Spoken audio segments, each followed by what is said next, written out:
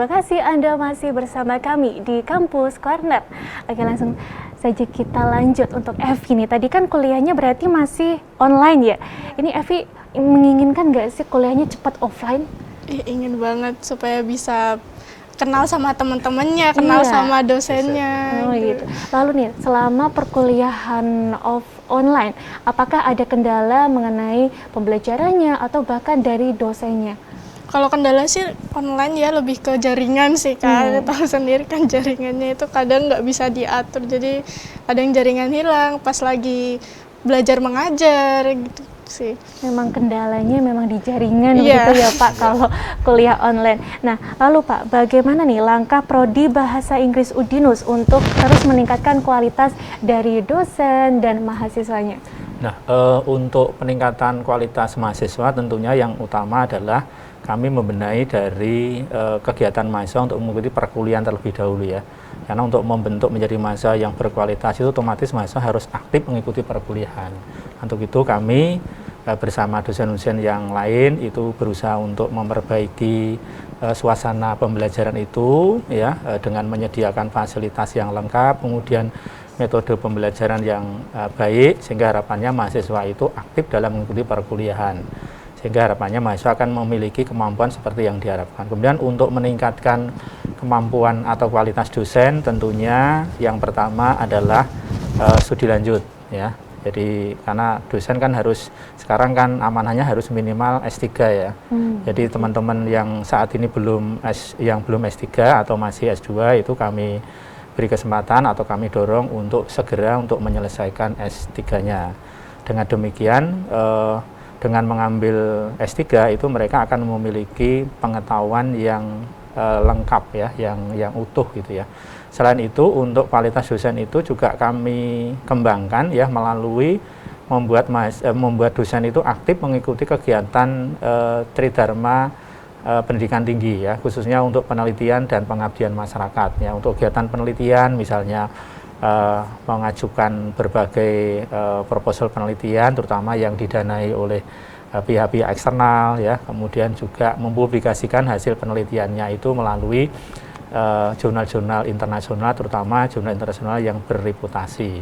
Selain itu juga harapannya apa yang dipelajari oleh dosen ya, terutama di kampus ya, itu bisa diterapkan di masyarakat sehingga masyarakat itu bisa mendapatkan manfaat yang sebenarnya ya dari ilmu yang dipelajari di kampus tersebut.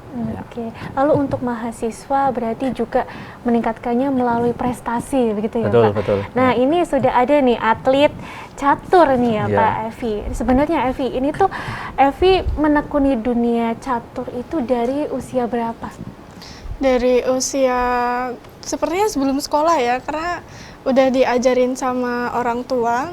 Salah satunya almarhum ayah saya, itu dulu adalah pemain catur dan master nasional catur.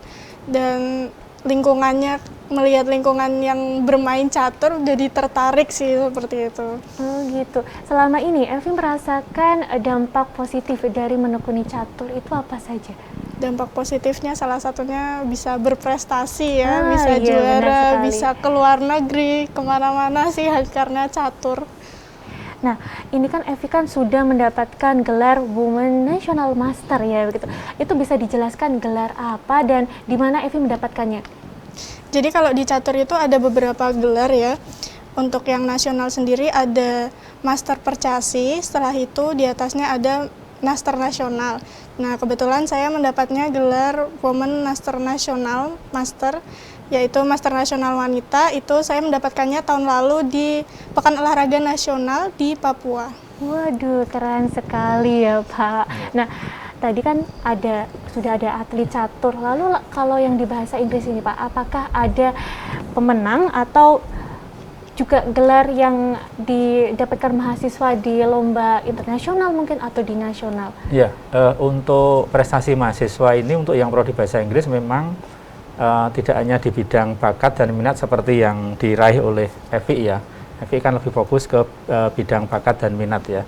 Tetapi di prodi bahasa Inggris pun juga ada prestasi-prestasi sesuai dengan bidang keilmuan bahasa Inggris. Akademik ya. gitu Ya, bidang-bidang akademik terutama bahasa Inggris. Misalnya kemarin tahun 2021 itu ada salah satu mahasiswa prodi bahasa Inggris yang meraih juara 3 untuk speech contest ya, speech competition di Universitas Bunda Mulia Jakarta ya, atas nama Tiar ya, Oh, ya Tiar ya, angkatan 2019 ya, semester 6 itu juga sudah meraih itu. Kemudian juga ada prestasi yang di bidang penulisan story, short story ya.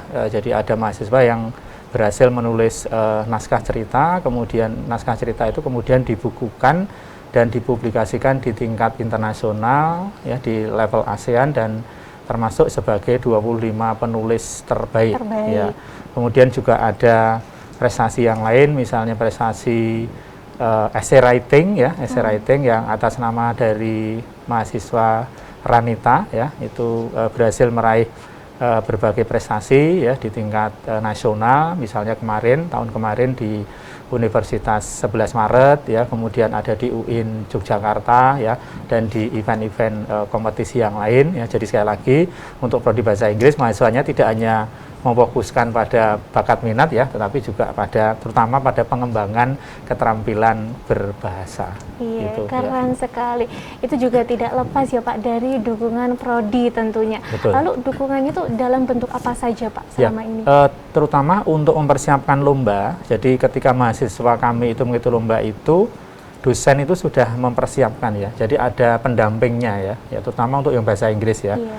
Jadi misalnya yang ikut lomba di speech contest itu ya, sebelum mahasiswa itu mengikuti lomba, itu dosen pendamping ya, itu sudah melakukan pembinaan ya, agar ketika nanti mengikuti lomba itu biar menghasilkan nilai yang maksimal. Jadi tidak sekedar semangat mahasiswa saja, tapi yang terpenting adalah pendampingan dari dosen. Kemudian yang tidak kalah pentingnya adalah dukungan finansial ya. Karena untuk kompetisi biasanya kan nanti ada biaya pendaftaran. Kemudian kalau untuk kompetisi di tingkat luar kota ya, di tingkat nasional atau internasional itu kan mesti ada akomodasi yang harus ditanggung. Nah itu kami di prodi ya itu siap untuk mendukung semua. Nah, begitu. Ya.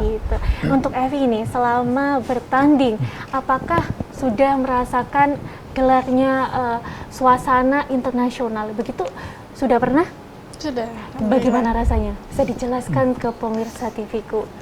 Ikuti pertandingan internasional rasanya benar-benar bergabung sama orang asing dari luar negeri, dari berbagai negara.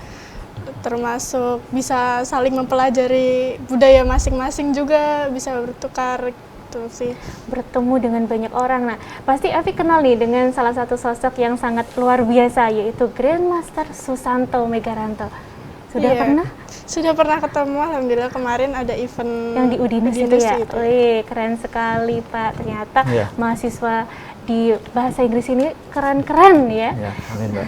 Ya. Lalu Pak, untuk menunjang bakat minat mahasiswa, apakah ada kegiatan organisasi nih yang dapat diikuti oleh mahasiswa bahasa Inggris? Ya, untuk pengenalan organisasi kemahasiswaan itu kan memang dari awal sudah kami kenalkan ya, di masa orientasi, ketika mahasiswa itu memasuki masa orientasi ya, itu sudah dikenalkan ya, kayak berbagai UKM dan UKM ataupun kegiatan kemahasiswaan yang bisa diikuti. Ya. Ya baik, kita jeda sebentar. Ya. Pemirsa TV-ku jangan kemana-mana, tetap di Kampus Corner.